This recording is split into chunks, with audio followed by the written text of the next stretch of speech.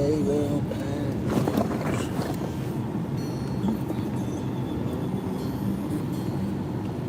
And you'll find love.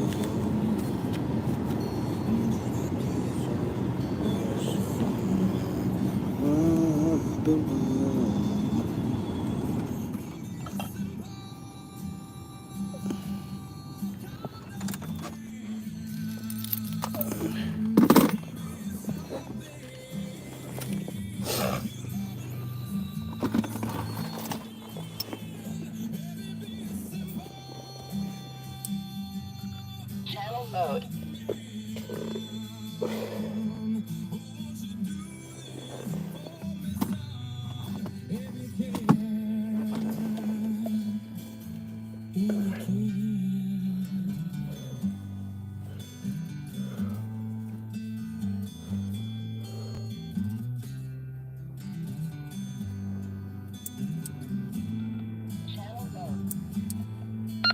Channel mode. Which way to go?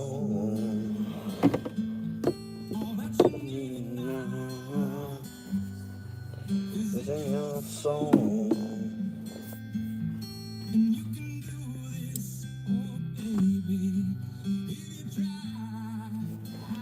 Hello? Hello?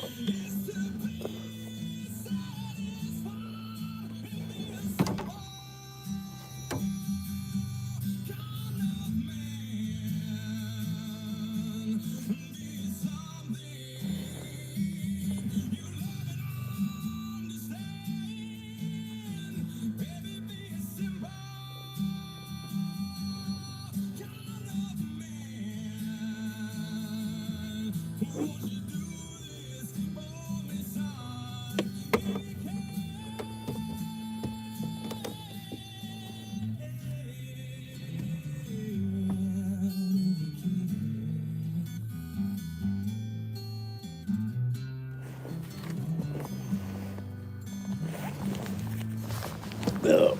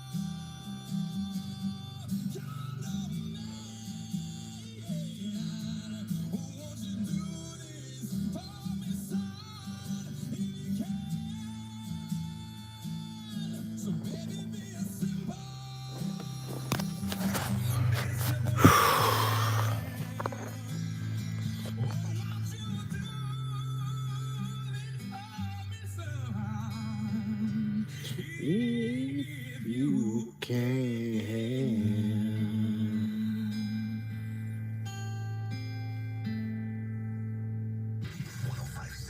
The Point. New music. Des Rocks. I am the lightning.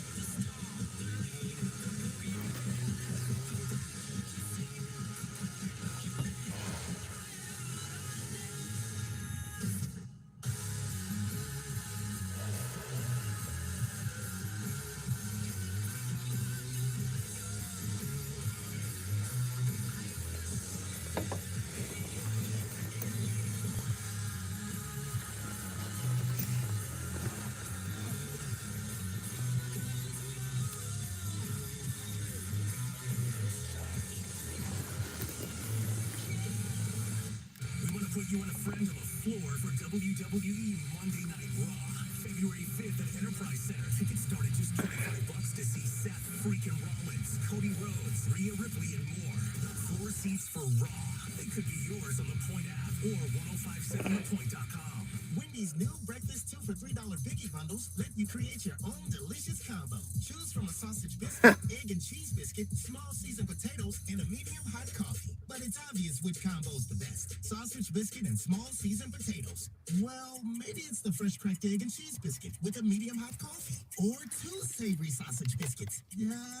Whichever you pick, you can't go wrong. Choose wisely. Choose Wendy's new 2 for $3 Biggie bundles. U.S. price and participation may vary. Not all of the combo. Single item at regular price. Ask Sherwin-Williams during the January winter sale, January 12th through the 22nd, and get 30% off paints and stains with prices starting at $31.14. That means 30% off our most popular color, blue.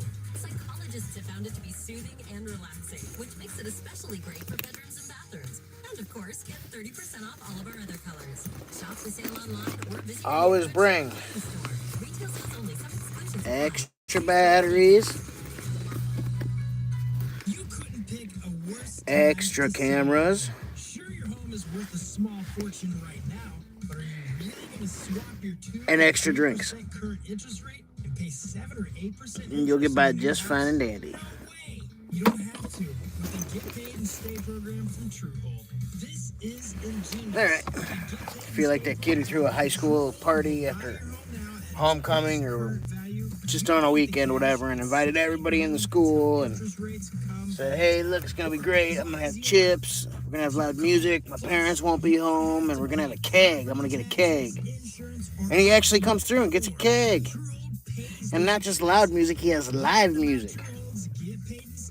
And he's sitting there waiting with his nerdy best friend who picks his nose all the time like this. And nobody shows up to his frickin' party that would have been epic. The only thing missing was them. You guys are missing out. Meanwhile, secretly, I'm the friend that was like this, picking his nose, and y'all don't even know it. So, Helping people during their first day on Earth. oh yeah, and extra memory cards. Never intimidate. Always free fitness training and equipment for every workout. Get energized today during the Big Fitness Energy Sample. Oh, turn that shit off. Nobody's showing up to my party.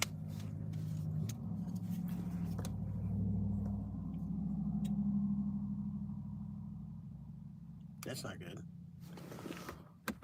There we go. Okay. Let me do this. Yeah. Take that one. I need a center console.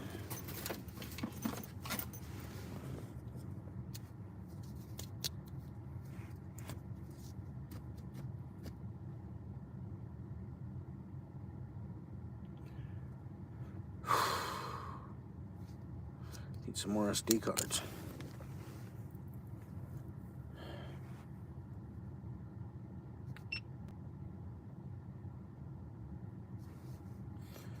All right, well, let's put this one right here.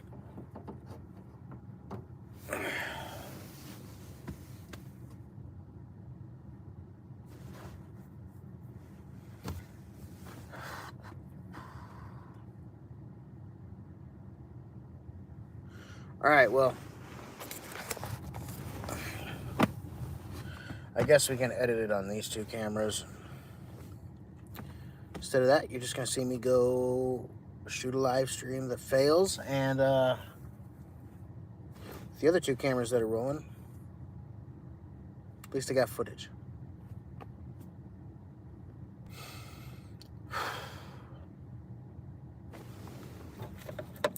Gonna need another one of these tonight, that's for sure. Bottoms up, everybody. Cheers. I'm gonna be warm tonight. You guys might not know how, or why, or what to do in the future. I'm not gonna give up on you. Survival is an impressive thing. I think you're gonna make it. I think you're gonna figure it out. Some of it's a little bit more common sense than you might believe. Really disappointed nobody's showing up for this. But it's all right. Cheers to me. I'm actually kind of hot. I'm actually a little sweaty. My truck's been off for, well, I don't know if the camera was rolling when I turned it off down here. These ones weren't. But I'm hot. It's 1 degree outside. It's probably 70 in here. It's 70 inside my coat, and that's all that matters, right? These things are lifesavers. Don't think they're not.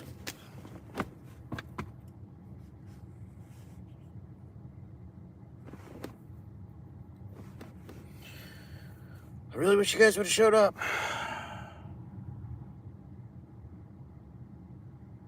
It's not like I'm Mr. Beast or... What's that guy's name from Destination Adventure? Justin Porter. Yeah, that guy's cool. Not as cool as Mick, though. Whoop, whoop, there come the popos.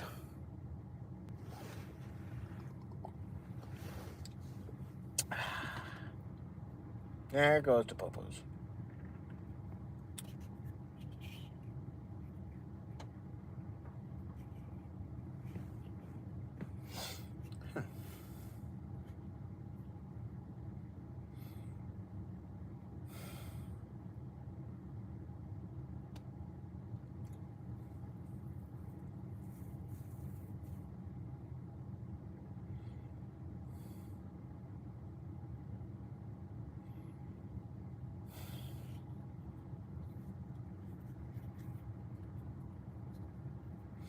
One time, I drank entirely way too much. And I was stuck in a situation. There's some people parked next to me, staring at me. They're not here for the live stream, I promise you that. So it's kind of freaking me out. Anyways, I drank too much at a friend's, I think, maybe, or I was up after dark on some kind of bullshit. And I had to walk across town where I live and where I grew up. I was on the east end of town. I lived on the west end of town at the time.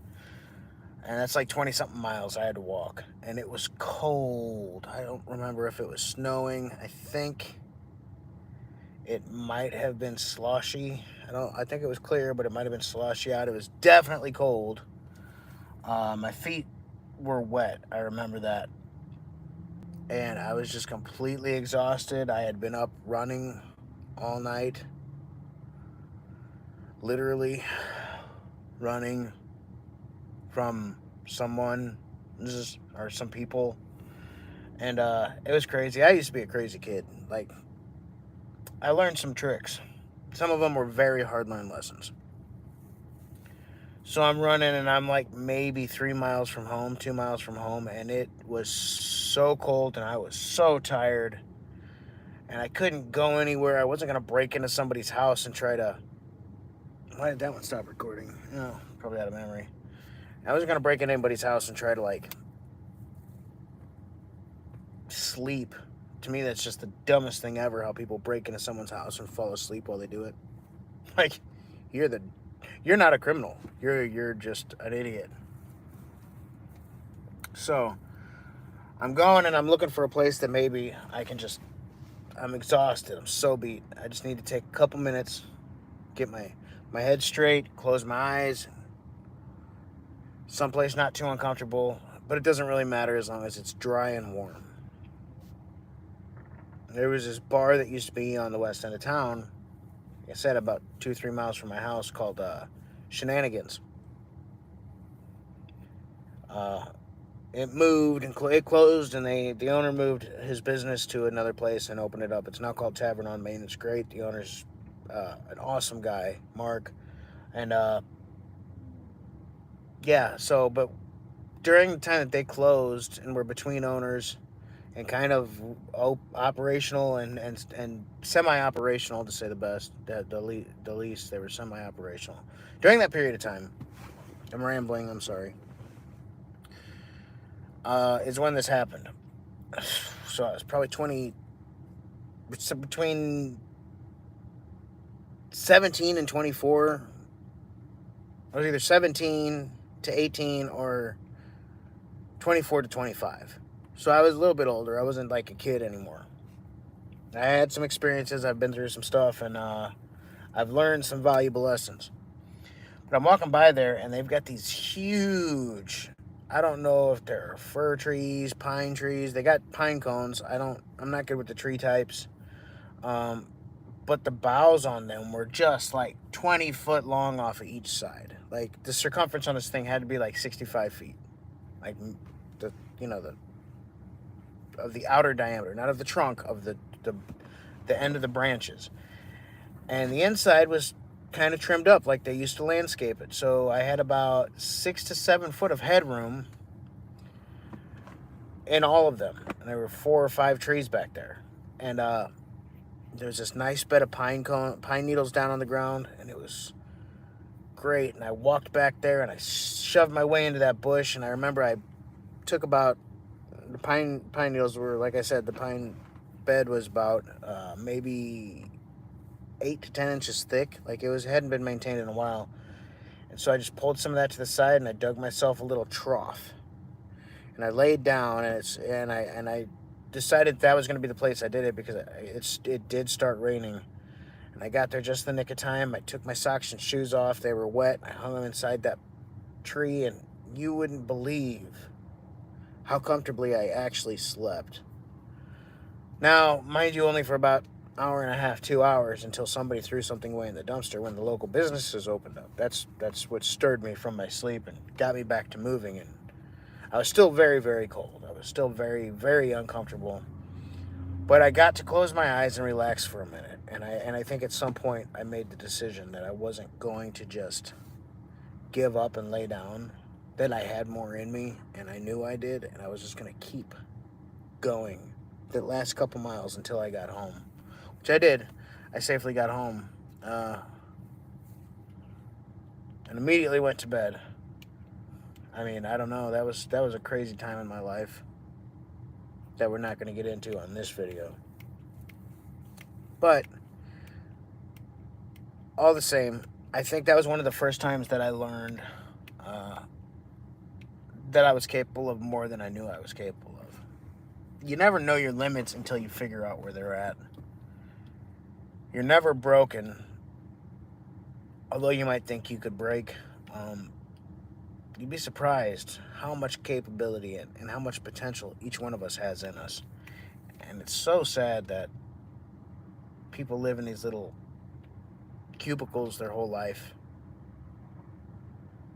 doing everything the right way and doing everything that they're supposed to, and they do their best not to make mistakes, and they feel bad if they run a stop sign. I've made I made a ton of mistakes. A ton.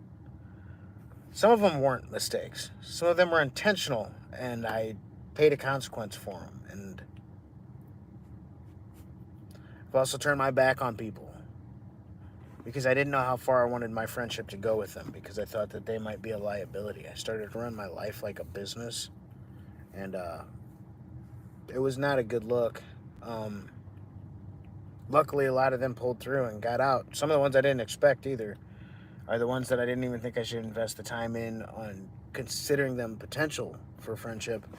And then other ones who I have loved and cared about, who were my closest friends, who I knew would make it, they're no longer here.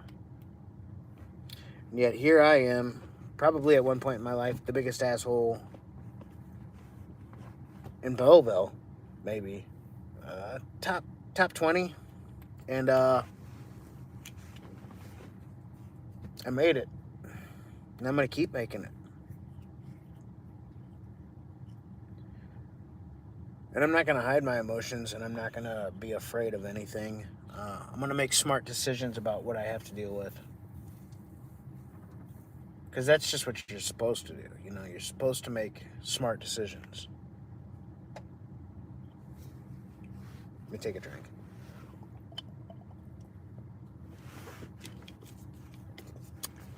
All right. Well, that leads me to this. A smart decision you can make. I don't know how this is going to come in on this camera. Let me go ahead and touch the screen. You guys are going to have a little struggle sealing. You're going to have some struggles seeing what I'm trying to say and show. You, however,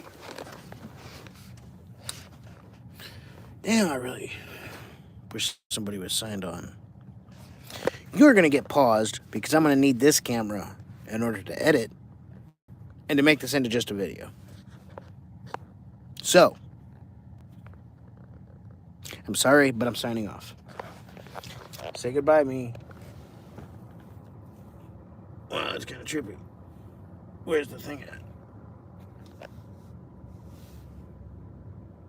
I don't see me in the see me thing.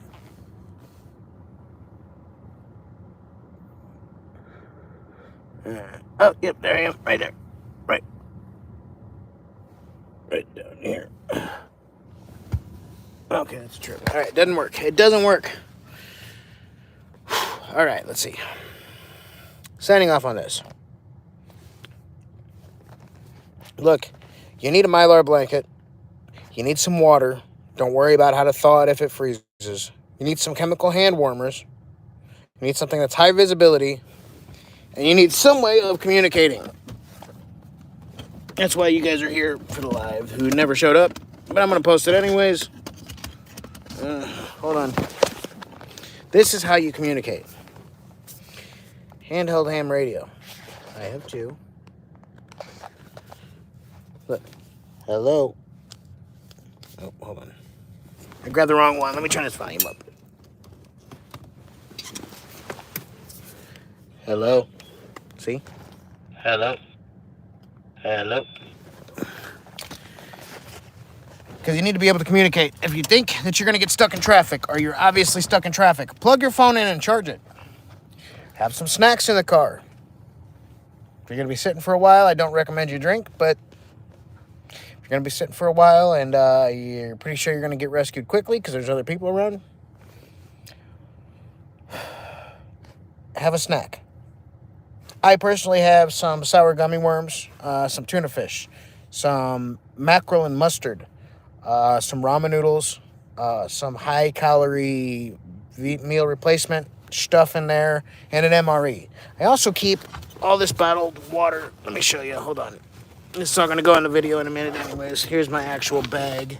This is the bag. Don't mind my laptop. See right here, I got total bottles of water. I've got emergency blankets. I got a rain poncho. I've got something to write on. And I've got some really big paper, like tissue wrapping paper. That way I can take the Sharpie that's with my wrapping paper and I can write if I decide to leave or if I have to leave my vehicle, my safe place.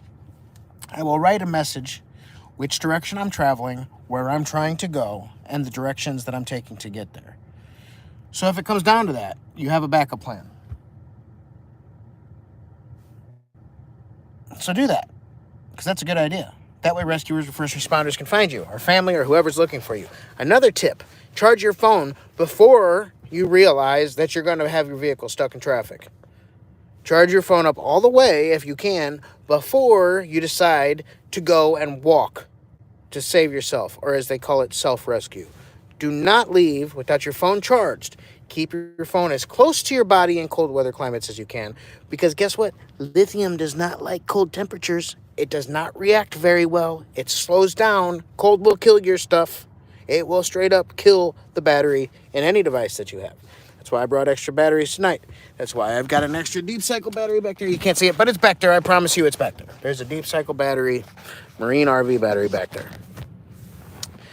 My extended survival gear, outside of that, I also have multiple backups for clothing. I have socks up there. I've got extra jackets back here, sweaters. I have a heat blanket. See this? I just got this 12-volt heated blanket. This is the case for it. The cool thing about this case that the blanket folds up and goes into. Check this out.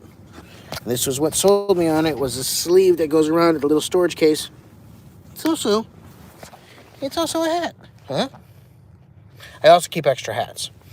Some gloves, some medical supplies. There's not a whole lot that you shouldn't have. Another thing that I make sure to keep, I don't actually, to be completely honest, have a shovel with me right now. That's a good idea. But I do have my Craftsman tool set back there. I've got a bunch of DeWalt tools, and I have the batteries to accompany those tools. Now, the reason I mention the batteries is important because if you can get a piece of wire, a nice, decent enough gauge of wire, like the wire that you'd use in a residential application, you can actually splice the positive and the negative terminal of that battery. Hook it with help. You'll need help for this. Hook it to your battery that's in your vehicle. As long as it's 18 to 20 volts and not much more than that, because about 20 is as far as you want to go. You're going to either fry your drill battery, which is expensive, but if it's life or death, who cares? Or B, you're going to blow a fusible link if you drive like a Ford. Chevys probably be all right. Older Chevys, at least, like mine. And you can jump start your car off a drill battery, off a DeWalt 20-volt battery. You can jump start your vehicle. Like, who knew, right? You didn't probably know that. I did. I figured that out on my own. I'm going to take credit for that. So other people have also figured it out. But that's something I learned from my crazy experiences in life, and that you need to know just in case you need to have that opportunity there. Other tools that I also keep besides socket wrenches, an adjustable wrench, my 4-way, my jack, my spare tire, a new set of tires on my truck at all times. I don't let them get to the, okay, we need to replace them part. I replace them before that. Try to keep extra gas in my vehicle. Try to keep a heat source. I have a Mr. Buddy heater that I usually carry with me. It's not with me to... Oh, no, it is. It's in the back. I also keep a military sleep system, which is 3 sleeping bags that go inside of each other. There's a water-resistant outer. There's a thin green one that goes in the middle, and then there's a thick hooded black one that goes inside the green one. And I believe they're rated to like -32. Somebody's going to say I'm wrong, and that's fine. I get it. Oh, hey, what's up, man? I didn't know anybody was here. I just saw your comment. What's going on? Haven't seen you in a while. Sorry. Somebody showed up. Hey, cool. So I keep the sleeping bag system. I also keep a power inverter, the deep cycle battery that I told you guys about, a jump pack, and I keep one of these here, a Pro Series slime tire inflator compressor with all the patches and goodies, just to be safe, because I don't want to ever be stuck in a bad situation where I can't get help or help others if they need it, or I can't fix my way out of a problem, or I can't run my way out of a problem. The way that I recommend that you handle a survival situation for anybody who's worried about being stuck in their vehicle in the cold is, A, be prepared. That's the first thing. Don't leave home in a rush. Say, oh, I got to go to the store and get cigarettes. It's 20 minutes away, if anybody even lives 20 minutes from a store now.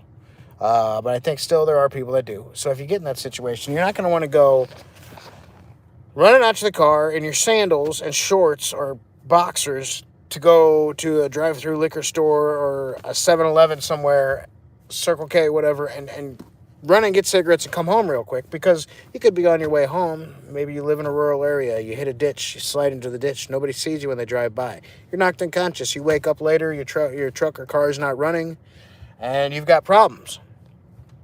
Maybe you're even hurt.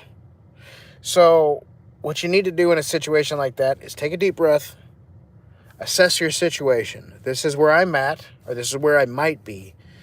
One thing you know about where you're at, no matter what, is if it's a vehicle survival situation, you're going to know that you're in your vehicle. So if you're prepared and you keep your little winter bag, little survival bag at all times in the vehicle, you're going to have a better chance of getting out of there or finding help. I don't keep road flares because I like them too much. They're fun to light and just toss and start bonfires with. I have some at home. I know what you're thinking. But I do have some. Road flares are important. I think everybody should have them. They're great fire starters. They're great signaling devices. They have a lot of uses. I've even seen a guy who would light road flares and throw them underneath his vehicle, which I thought was absolutely stupid. But the heat in the winter would thaw out his oil, warm his block just enough so he could start his truck. Now, it wasn't a regular truck. It wasn't like a 15 or a 2500 or a 3/4 ton. It was a tractor. So he had a little bit more ground clearance and a little bit heavier duty build than a regular vehicle like I have. But I mean, it worked.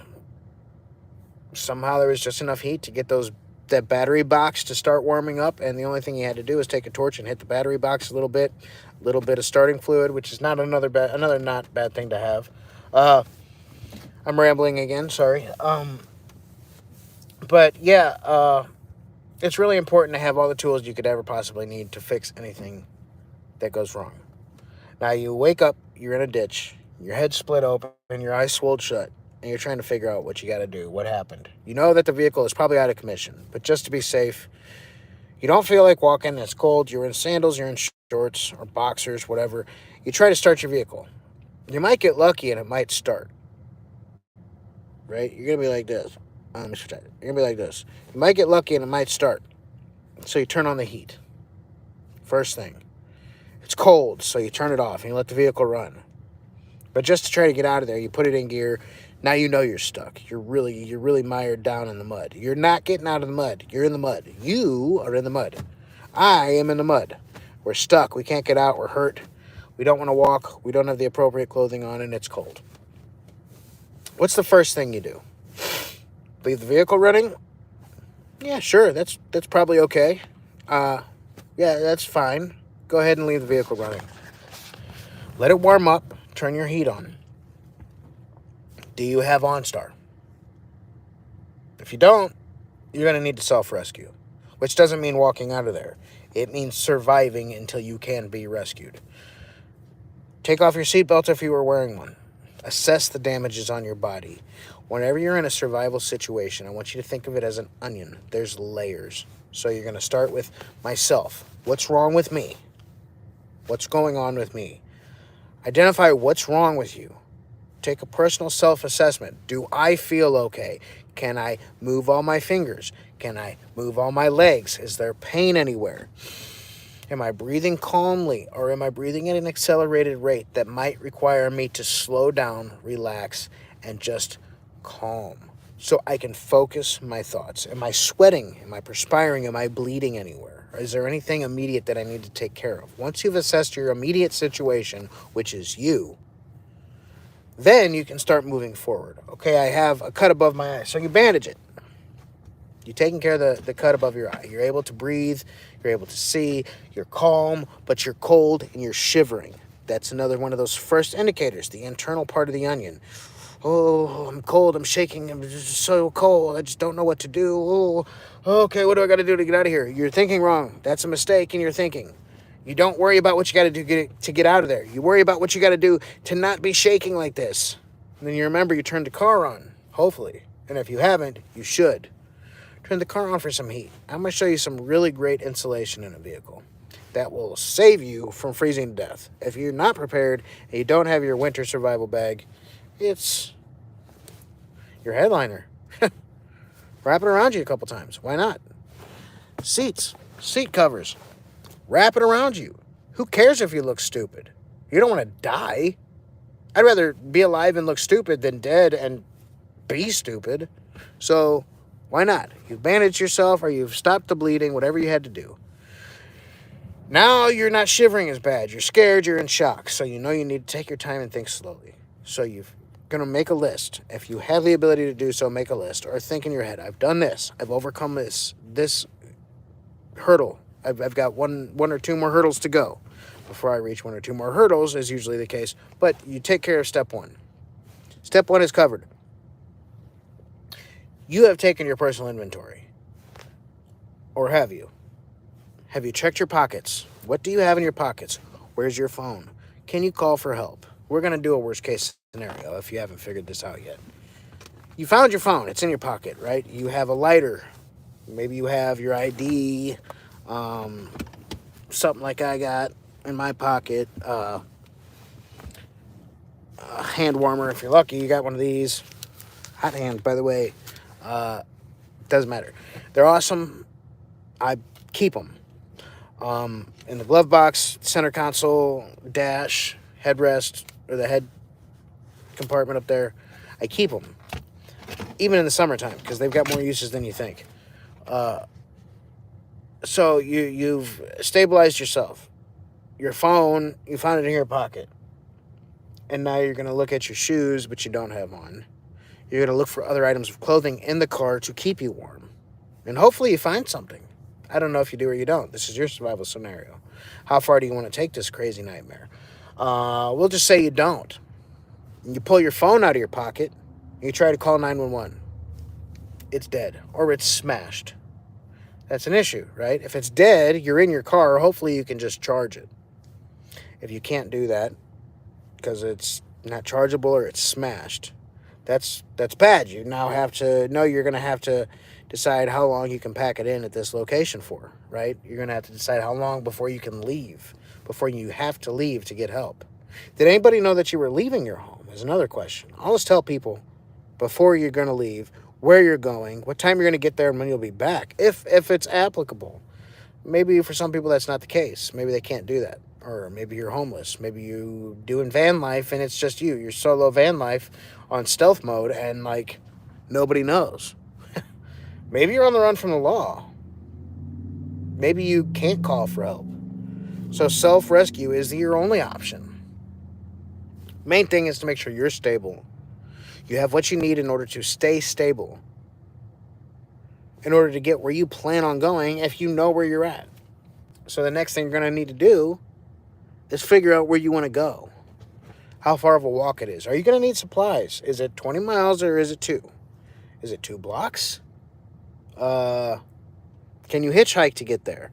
Can you have somebody down for help? If that's not an option, you're probably going to have to take a less noticeable path to get out of where you're at. So you might be able to walk down the side of the road and get help. You might be able to walk down the side of the road and get where you're going.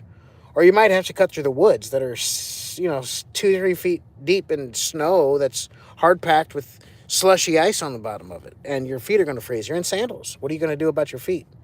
How are you going to protect your feet? How are you going to protect your head? How are you going to keep your fingers warm? You don't want to lose anything as a result of this mess up, besides what you already lost. So taking an inventory of yourself, health and welfare, as well as anything useful on you, resources. Then you're going to go to your immediate surroundings. What's in the glove box? Every glove box has an owner's manual or insurance, right? Take the paper, shove it under your shirt. You need to have a nice dead air zone, what they call an air gap in insulation talk, in order to make sure that you retain most of your body heat. Find paper, find cushion from the seats, and stuff it in between your clothes. So you have that extra layer of insulation. Feet, you're going to have to improvise some kind of foot cover, that's for sure. Shouldn't have left with sandals on in the middle of winter. Probably do that too much myself, so not a big deal. Then you're going to move out from there. What's in the trunk of the car? What's in the glove box? What's in the immediate area of the cab of the vehicle? Is there anything else nearby you can use? Is there an abandoned house nearby that maybe you could find something in? Is there a store close by? Do you have any friends? Where's your closest place of rescue that you can go to? There's a lot of things to take into consideration. And if you are one of those people who's trying not to be found, where can you walk that you're not going to leave a 2-foot deep footprint that people can just follow to your location?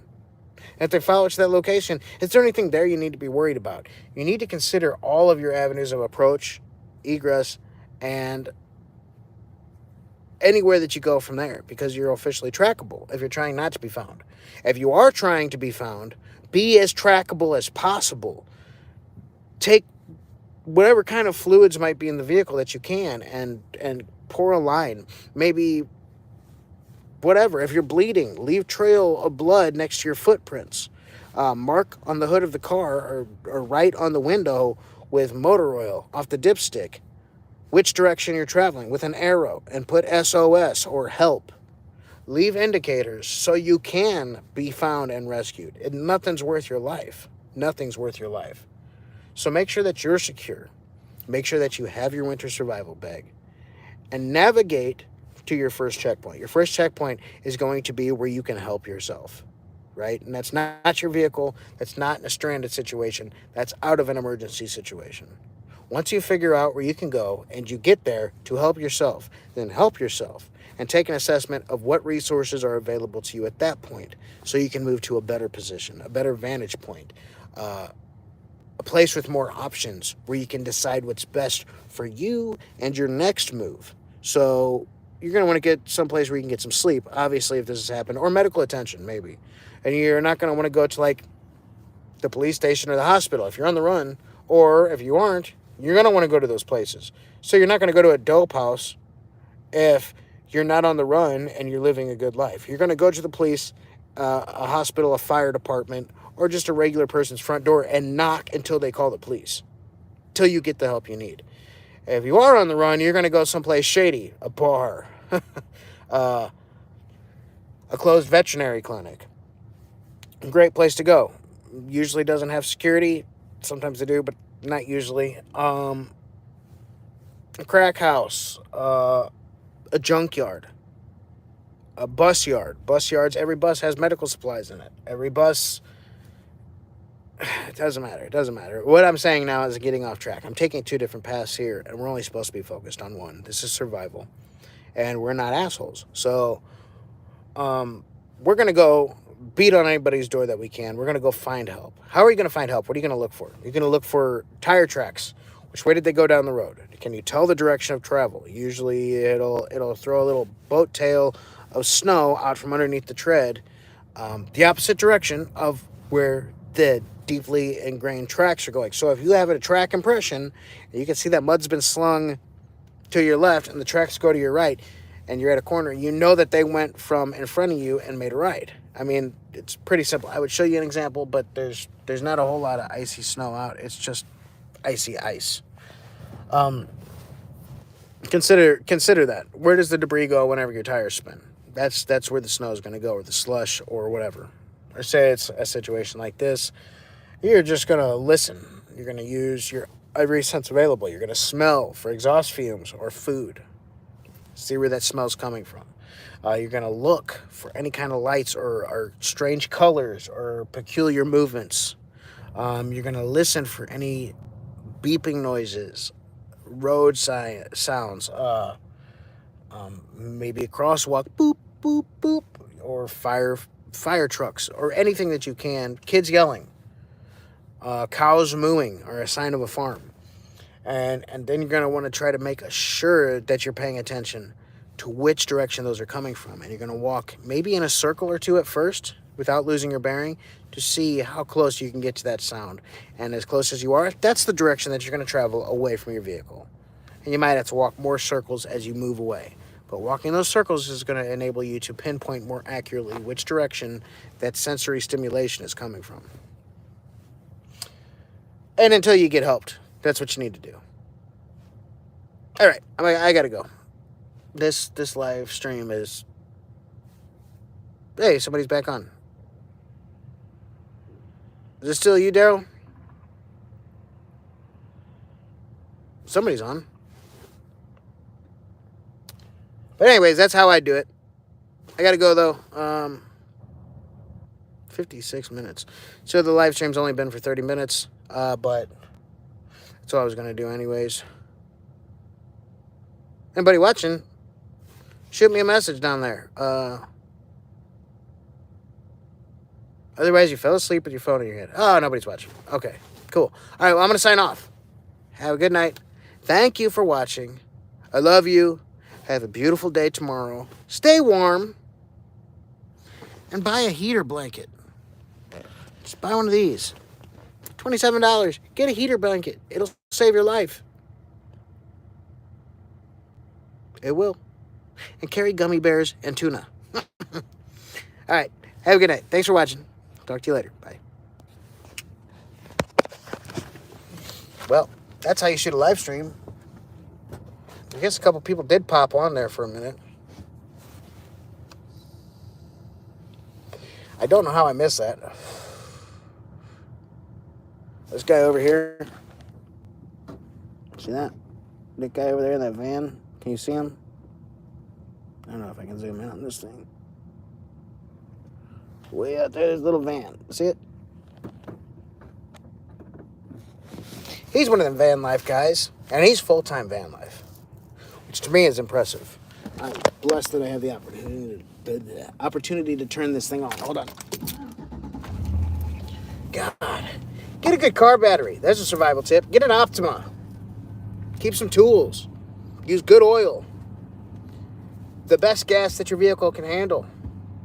Don't die. The goal of survival, the one point of survival, is not gear.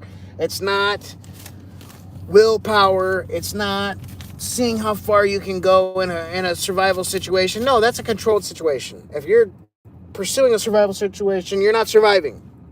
The goal of survival is don't die. The rules of survival are stay alive and don't die. It's not about building Shangri-La and a freaking alpine forest. It's not. It's not about slaying a bear with your bare hands or skinning an elk. It's not. That's not survival. That's thriving. It's about don't die. When you're in rapids, 6 feet under freezing water, in a swimsuit in the middle of winter, are you thinking about skinning a bear? Or killing a bear or an elk or building Shangri-La and pine trees? No. You're thinking about don't die.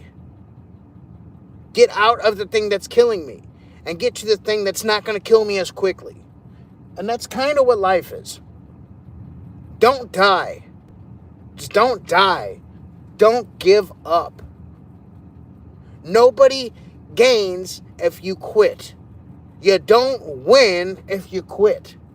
There's no safe spot if you quit. If you quit, you die. You give up. You no longer live. Don't do that. That's the rules of survival. Survival challenge. Yeah, okay. You show me one guy who's willing to play Russian roulette, and I'm going to show you somebody who doesn't want to live. Survival is not for people who want to die. Survival is for people who want to live. Because that's the rule to their life. If you want to live, don't die. If you want to succeed, don't give up. If the struggle happens, fight. I don't care if you lose a few times. Eventually, as long as you're fighting, you got a chance to win. The second you stop fighting is the second you die. You stop following the rules, you give up, and you die. Man, it's so easy. What do I got to do to make sure I don't die? Well, it's a really broad question, isn't it? No. What do I got to do? I got to make sure I live right. What's living right mean? It means being prepared for the unexpected. What if I make it past 50? It's 10 years from now. What am I going to do? I'm going to be prepared for life past 50. It's going to get harder. What am I going to do if I make it past 65? I'm going to prepare. I'm going to have retirement. I'm going to have savings. Hopefully, I'll own my own home by then. Hopefully, my kids will be done with college by then. What am I going to do if I make it past 70? Oh, shit. Well, apparently I'm surviving well. Doesn't mean I'm thriving, but I'm alive. The only thing I can do at 70 to get to the next 10-mile marker is make sure that I don't die. Come on, the rules don't change. Don't die. That's the rule. Everybody watches Survivor Man, Man vs. Wild, Bear Grylls, Life Below Zero, all these crazy shows where people do crazy stuff and live in crazy environments. What do? They live in crazy environments. They don't die. You don't have to worry about going to the Arctic Circle or Alaska or some abandoned, deserted tropical island with no fresh water in order to do a survival challenge. You don't have to do that to do a survival challenge. All you have to do is not die. This is part of my life. 5 nights a week, if I'm not working, I sleep in the back of my truck. More than a few times it's been below freezing. A lot here lately it's been 0 or below. I love it. I've never felt more alive. than when I'm not dying. Survival is going to work. Survival is being ready to get there, which means you change your oil. Make sure there's gas in your car. You make sure your battery maintenance is up to date. You check your you make sure your transmission fluid's been flushed and replaced properly. You keep new shoes on your feet with nice shoelaces so they don't snap. You brush your teeth. You maintain your health. That's survival. Every one of us is a survivor. If you're here today and you've made it this far, and you're not born today, and you know what I'm saying, you're a survivor. You're a fighter. You're a winner because you're alive. So I'm worried about retirement. I save money and I invest in an IRA, or I have a pension, or maybe I have Social Security to fall back on, but I try and I work at something. It's the same thing as packing a bug-out bag or a winter survival bag that you keep in your car, or putting bottles of water in the trunk, or having a couple MREs laying around. You know, you can actively survive, you can proactively survive, or you can get lucky and just make it, which is, I've done that more than a few times in my life, and thank God I made it, but I existed. I didn't live. I didn't survive. I sustained myself on other people's efforts, and that was the worst, most depressing feeling I ever felt in my life. So if you want to do something for yourself, get your winter survival bag. I'm going to have some links in the description for these little bad man pajamas, which I swear by. Hold on, there's more. Let me show you a bag of them. And these man pajamas. Dude, these things are so cheap. $100 a heat per hand. ×2. You put this on your heart, make your hypothermic, put it on your heart, you're going to stay alive for $200 with these. All you got to do is survive. These will do it. Oh my God, it's not that hard. Don't give up on me, folks. I won't give up on you. You can do this. We can make it through this thing. We can successfully cross the finish line. We can make the finish line as far away as we want. Or we can just give up and make it really close. But I'm running a marathon. This ain't a sprint. And I hope you are too. If I make it to the finish line before you, I'm going to congratulate you when you make it there. And I'm going to ask how you did it. I hope it takes you a long time to get there. And if you get there before me, I miss you. So make the right choices. Be prepared. Take care of your life. Take care of your family. Take care of your memory. Take care of everything that you've learned and built and contributed by doing one thing. Subscribe to that channel, hit that like button, share this video, and live your life. Don't give up. Keep trying. Have a beautiful day. I gotta go. It's cold. And I want to hit my vape, but I'm not going to do it on camera. So thank you for watching. Have a beautiful day. Goodbye. Love you.